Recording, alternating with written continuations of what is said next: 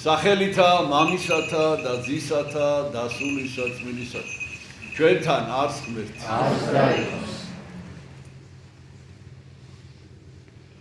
ერთ-ერთ გამოჩენილ ქართულ პოეტს და სახალხო მთქმელს იოსებ ბაიაშვილს აქვს ძალიან საინტერესოდ თავის ლექსში დანახული, რომ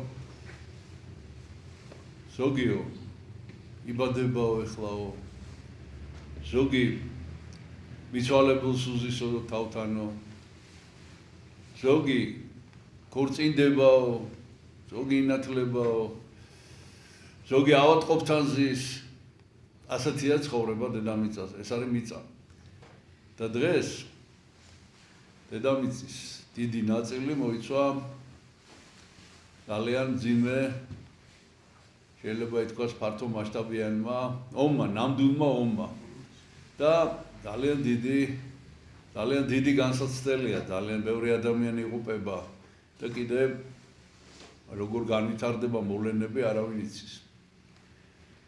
და მიუხედავად ამისა, ჩვენ დღეს ჩვენს ქვეყანაში სრულებით განსხვავებული ვითარება გვაქვს.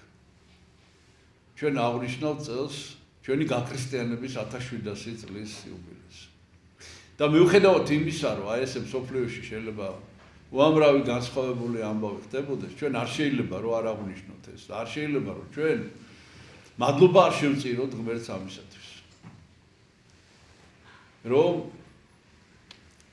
ქრისტეს განკაცებიდან, ქრისტეს ჯვარცმიდან სულ მალე საქართველოში ჩამოვიდნენ მოციქულები და იქადაგეს ქრისტიანობა და აი 1700 წლის წინ ყოვლადწმინდა ღვთისმშობელმა გამოაგზავნა წმინდა ნინო, რომელმაც მოიარა მთელი საქართველო და რომლის ქადაგების შედეგად საქართველო გახდა ქრისტიანული ქვეყანა. აი ამას აღნიშნავთ ჩვენ წელს. აი ამ იუბილეს და ჩვენ ახლა დღეს გვაქვს დიდმარხვის პირველი კვირა დასრულდა, პირველი კვირიაკია. დღევანდელ კვირას ეწოდება მართლმადიდებლობის ზეიმი, რაც არის უმნიშვნელოვანესი, არა მარტო მართლმადიდებელი ქრისტიანებისათვის, არამედ მთელს დედამიწაზე. და დღეს საკითხულს ახარებაში ჩვენ მოვისმინეთ თუ როგორ მოუწოდა იესო ქრისტემ თავის მოწაფეებს, რომლებიც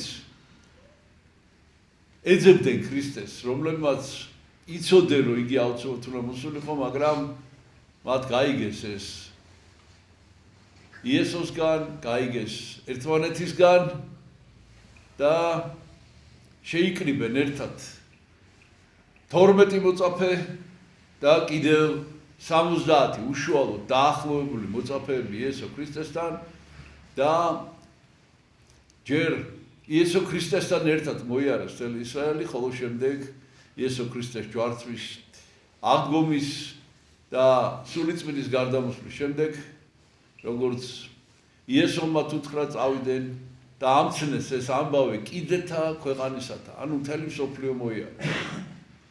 და საქართველოში ეს ქადაგება არ შეწყვეტილა აი 1700 წელია უკვე. და ჩვენ წელს განსაკუთრებულად აღნიშნავთ ამ დღეს კი არა, მთელი წელი იქნება საიუბილეო და ის მალე დაიწყება მზადება და შემდეგ დაიწყება მსვლელობა ფეხით წმინდა ნინოსა და წმინდა ანდრია პირველწოდებულის გზებზე. რაც იმას ნიშნავს, რომ ეს მოძრაობა მოიცავს მთელ საქართველოს და არა მარტო საქართველოს ფარგლებს გარეთ ცხოვრობს ქართველებთან, ყველგან მიაღწევს ეს ამბავი და მათი საშუალებით, თქვენი საშუალებით, მრევლის საშუალებით ეს ამბავი ცნობიერად თუ უცნობელად ნებსი თუ უნებლიეთ მოეფინება მთელ მსოფლიოს. და მიუხედავად იმისა, რომ დღეს ბევრ ადგილას, დედამიწის ბევრ ადგილას ადამიანები ძალიან მძიმე პრობლემებით არიან დატვირთულები. ადამიანები იხოცებიან, ადამიანები ამ საშინელი აგრესიის გამოვლენის და სამწუხაროდ ამ აგრესიაზე ისევ აგრესიული პასუხით არიან დაკავებულები, მაინც მიუხედავად ამისა დღეს თავარი სხვა რამეა.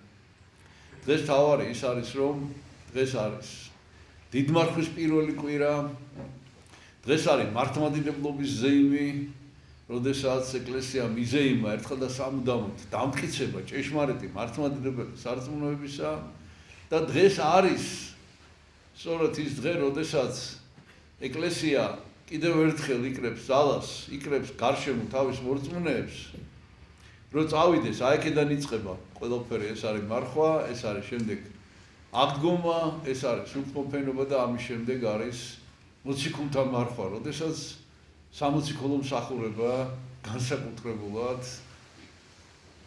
მოიკრებს ძალას და განსაკუთრებულად იქადაგება ქრისტიანობა ჩვენს ქვეყანაში და მთელ მსოფლიოში. ამიტომ მოვემზადოთ კარგად, ვიმარხულოთ, ვილოცოთ, ეს არის ის დრო, როდესაც ჩვენ უნდა მოვემზადოთ, ეს არის ის დრო, როდესაც ჩვენ უნდა კარგად გავაცნობიეროთ, რა არის ქრისტიანული აღსარებლობა და უნდა გავაცნობიეროთ, რას გავალდებულებს ჩვენ თითოეულ ჩვენთაგანს ქრისტიანობა და უნდა თითოეულმა ჩვენთაგანმა მიიღოს მონაწილეობა აი ამ უდიდეს საქმეში, როდესაც იესო ქრისტემ ეს მადლი, ღვთაებრივი მადლი გაუზიარა უბრალო ადამიანებს, რომლებიც უბრალო მეთევზურები იყვნენ,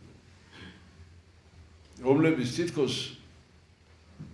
თითქოს არ იყვნენ დაკავებული საღვთისმეტყველო საგნების შესწავლით, მაგრამ როგორც აღმოჩნდა ეს უბრალო მეთევზეებიც კი ყოფილან. და ამიტომ ეს ჩვენი პირდაპირი ვალდებულებაა. ჩვენ უნდა კარგად გავიგოთ რა გვევალება და შემდეგ ეს ვალდებულება სხვა ადამიანებსაც უნდა გავუზიაროთ. ღმერთმა დაგლოცოთ, ჩვენთან არც ღმერთი.